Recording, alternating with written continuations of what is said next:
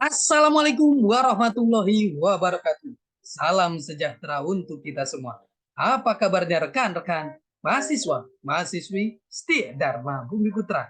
Kita berjumpa kembali di mata kuliah Bahasa Indonesia di pertemuan yang ke-6.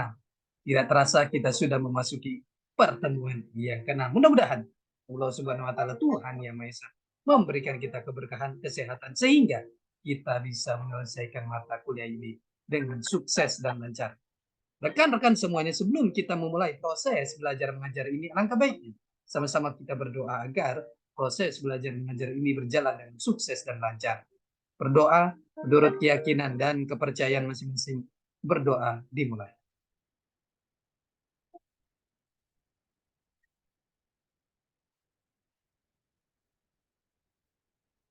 Selesai.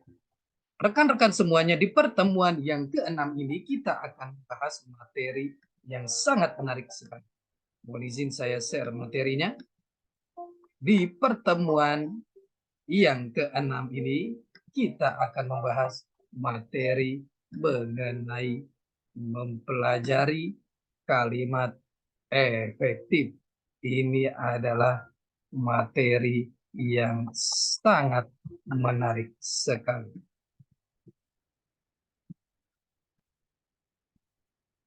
Mempelajari kalimat efektif.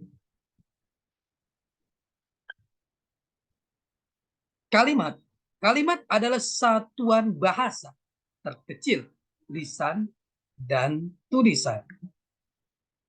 Mengungkapkan pikiran yang utuh, informasi yang lengkap. Kalimat atau bukan. 1. Sejak diputuskan pacarnya. 2. Mahasiswa yang mendatangi. 3. Jika bus ini mengambil penumpang dari agen. 4. Kepada para mahasiswa yang tidak memenuhi absen dilarang ikut ujian. Struktur kalimat umum terdiri dari 1. Unsur wajib S dan P, subjek dan predikat.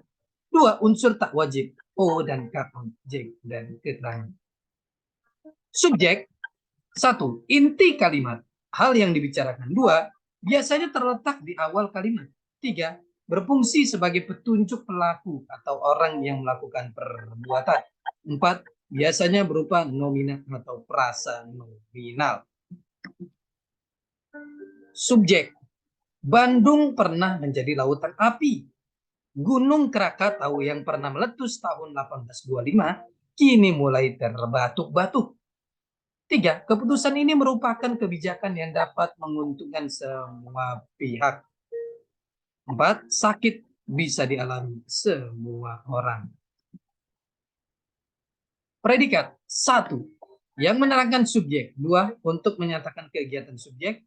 3. Umumnya berbentuk verbal atau frasa verbal. Tetapi ada juga bentuk nominal, adjektiva. Predikat verbal. Ibu Desi mengajar bahasa Indonesia. Nominal atau frasa nominal. Ayah saya dokter gigi. Adjektival atau frasa adjektival. Dita sangat rajin ke kampus. Objek. 1. Objek umumnya berbentuk nominal. 2. Objek berfungsi menyatakan korban atau yang dikenai perbuatan subjek. 3. Kalimat yang mengandung objek pasti bisa dipasifkan. Objek. Saya memanggil Abang Bakso. Kami telah membicarakan hal itu dengan masak-masak. Adik dibelikan ayah sebuah buku baru. Mereka menolak proyek pembangunan LRT.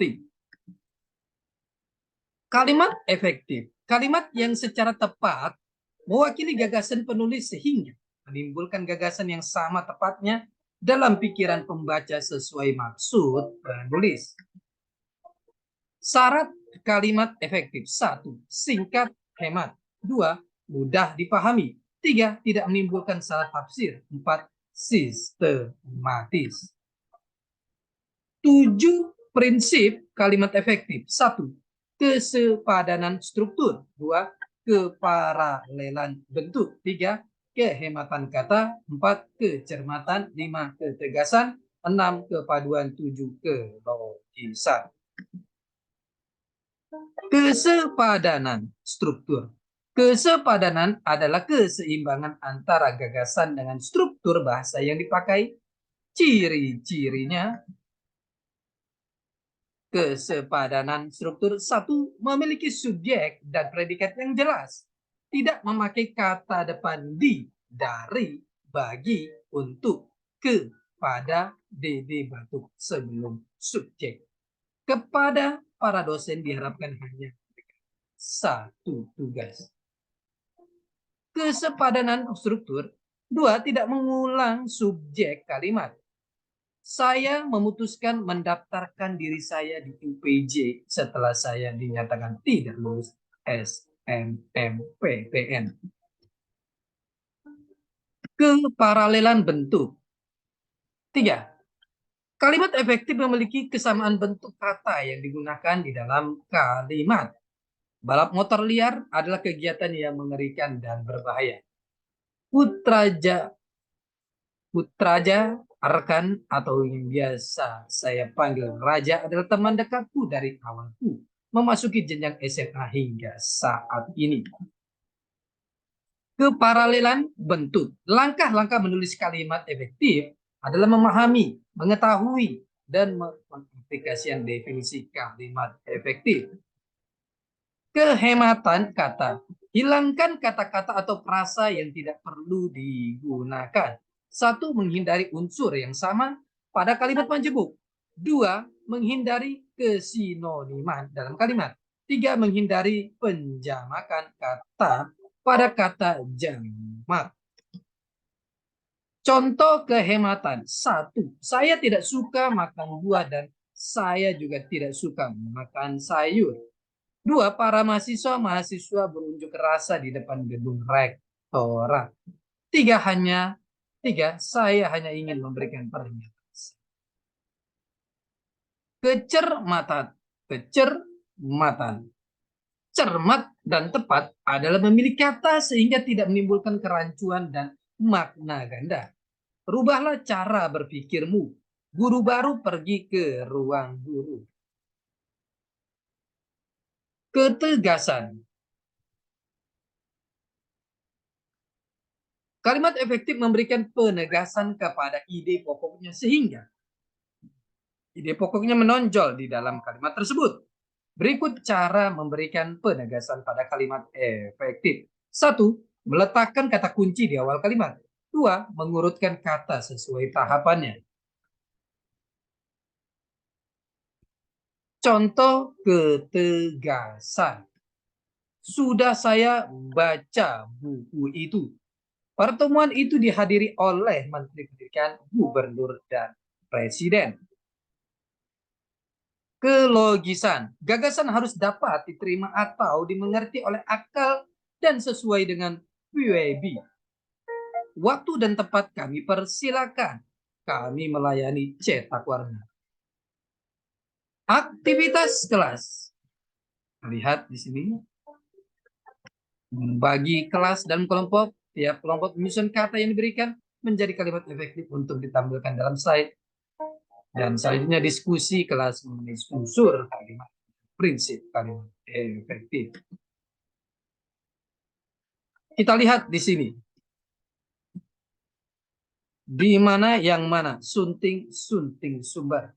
Menurut pedoman umum ejaan bahasa Indonesia yang disempurnakan, kata depan di, ke, dan dari ditulis terpisah dari kata yang mengikutinya, kecuali di dalam gabungan kata yang sudah lazim dianggap sebagai satu kata seperti kepada dan daripada. Untuk menghubungkan dua klausa tidak sederajat, bahasa Indonesia tidak mengenal bentuk di mana. Padanan dalam bahasa Inggris adalah who, whom, which, atau where, atau variasinya. Dalam mana, dengan mana, yang mana, dan sebagainya.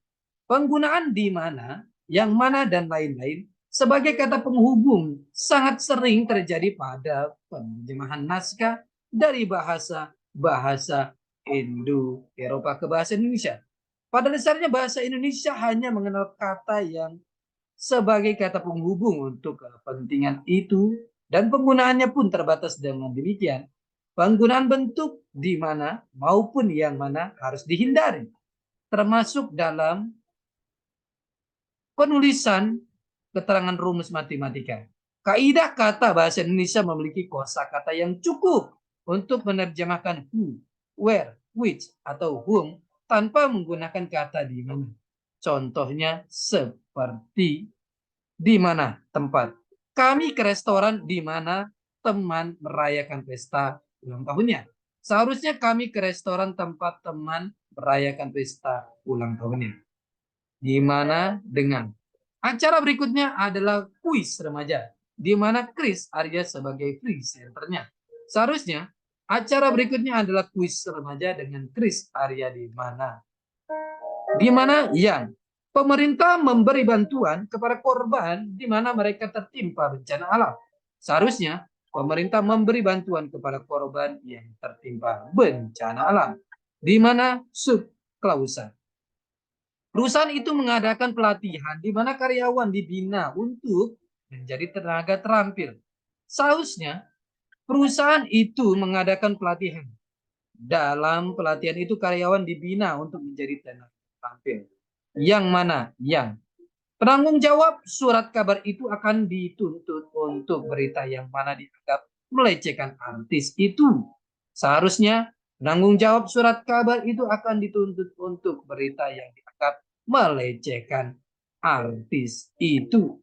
Yang mana sehingga dan koperasi itu harus berjalan dengan baik, yang mana kebutuhan setiap anggota dapat dipenuhi dari sini. Seharusnya koperasi itu harus berjalan dengan baik sehingga kebutuhan setiap anggota dapat dipenuhi dari sini. Wisatawan mancanegara meningkat terus, yang mana negara tujuan wisata pun bertambah.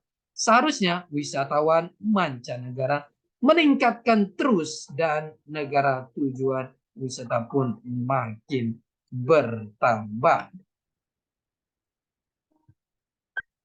Inilah kita pelajari di mana yang mana. Bicara tentang di mana dengan, di mana yang mana yang mana sehingga, dan ini adalah kalimat-kalimat efektif yang biasa digunakan dalam buku-buku bahasa Indonesia. Rekan-rekan semuanya, ini adalah pertemuan kita yang ke-6. Kita akan berjumpa di pertemuan selanjutnya. Tetap semangat belajar untuk mencapai kesuksesan. Salam sehat selalu. Assalamualaikum warahmatullahi wabarakatuh.